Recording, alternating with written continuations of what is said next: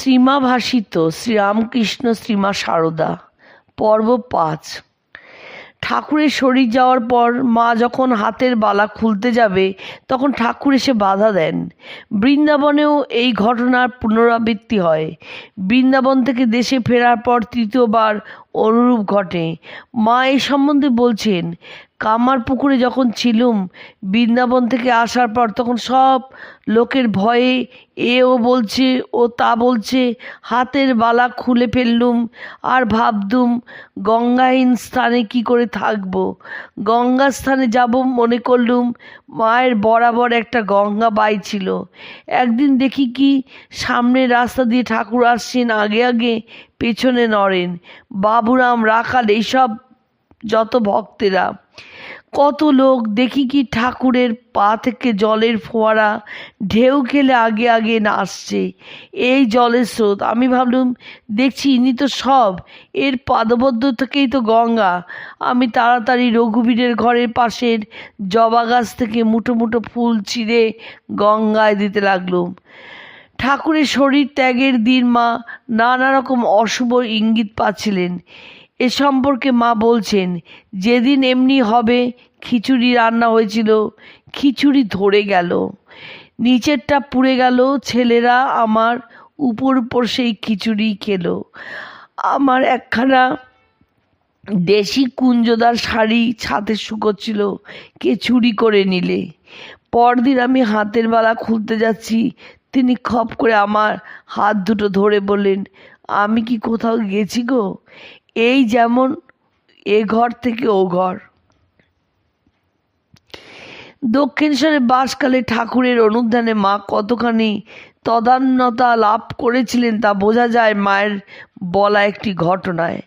সারদা প্রসন্ন মহারাজ ত্রিগুণাতীতানন্দ দক্ষিণেশ্বরে গেলে ঠাকুর তাকে প্রায় তার শেয়ারের গাড়ি ভাড়া দিতেন।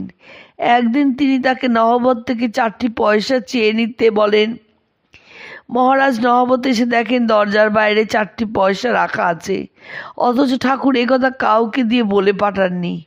পরবর্তীকালে মাকে এই ঘটনার সত্যতা জিজ্ঞাসা করা হলে মা বলেন, হ্যাঁ বাবা, কথা সত্যি। আমি নবতে হাজার কাজ নিয়ে থাকলেও আমার মন সর্বদা ঠাকুরের কাছে পড়ে থাকতো। অতদূর থেকে খুব আস্তে আস্তে বললেও আমি সব কথা শুনতে পেতুম। ঠাকুরের মুখে ওই কথা শুনেই আমি 4টি পয়সা রেখে দিয়েছিলাম। আর একদিন ঠাকুর নরেনকে খেতে বলেছেন।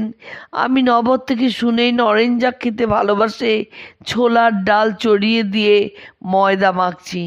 ঠাকুর এসে দেখেন তিনি যা বলতে এসেছেন আমি আগের থেকেই করছি। ঠাকুরের সঙ্গে কামারপুকুরে থাকবার সময়কার একটা ঘটনা মা বলছেন। রান্নাঘরে কুকুর সেঁধুচ্ছে। উনি শ্রীরামকৃষ্ণ বললেন হৃদয়কে, আমরা কি এখানে থাকছি? যেমন তেমন করে সেরে দাও। আমি শুনে বললুম, আচ্ছা তো স্বার্থপর। তিনি কোথায় যাচ্ছিলেন শিওর আর যাওয়া হলো না।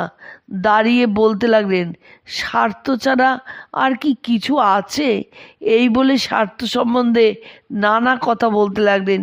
সে কি উচ্ছ্বাস! দক্ষিণেশ্বরে বাসকালে ঠাকুরের ঘরে যাওয়ার একটি ঘটনা মা ভক্ত বিভূতিবাবুকে বলেছিলেন। একদিন দুপুরবেলা খাওয়ার পর আমি যেমন যাই তেমনি গেছি। দেখি দরজাটি বন্ধ করা। আমি আস্তে আস্তে কপাটটি ঠেলে দিয়ে দেখি তিনি ঘুমুচ্ছেন। আমি কপাটটি দিয়ে চলে আসব, তিনি চোখ না চেয়েই বললেন, কপাটটা দিয়ে দে। আমি বললুম, দিচ্ছি। তিনি আমার স্বর শুনেই বলছেন, তোমাকে তুই বলে ফেলেছি, তোমাকে তুই বলে ফেলেছি। আমি মনে করেছিলুম লক্ষ্মী, যেন কত অপরাধ করেছেন।